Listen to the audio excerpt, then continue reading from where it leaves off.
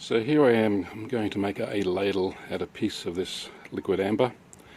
Excuse the feet, but when you're doing hand hold on the camera, you've only got one hand. So there's our shape here, handle down here. So we're going to be making a bigger version of this, and it'll have the same nice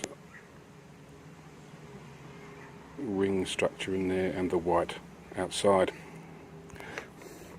So what I've done at this end, I've worked out where the curve of the bowl is going to be, and the line there in the middle shows me the direction to take to get those rings nicely even. And the dotted one going horizontally just shows where one of the rings are. Now, in order to do the wood justice and to get the maximum that I can out of it, what I've done here is I've marked where the handle will be, and I thought, as I've done in another one, I can take this across here, do some axe lines, or sorry, a saw line down where there is as a stop cut, and split this down here with the axe, which I've done with another, and that worked quite well, which then allows me to do another bowl here once that's cut across there.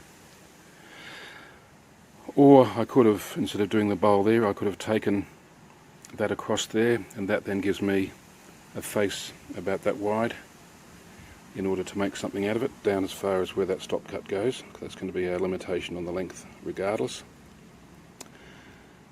And then the third option, of course, which is the one I'm going to go with, is to take that part off, because that's going to give me a reasonable width there, and also whilst this side, just because of the shape of the triangle, is slightly less on this side, but that'll still be enough to make a spatula or something from there.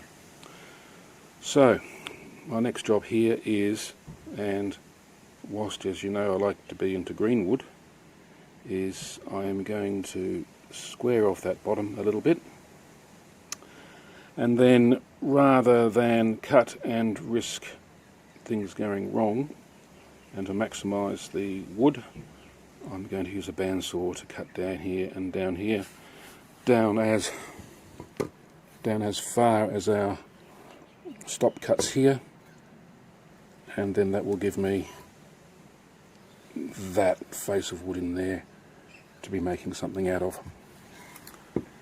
And at the end of the day, I'll have a bigger one of those and a couple of spatulas.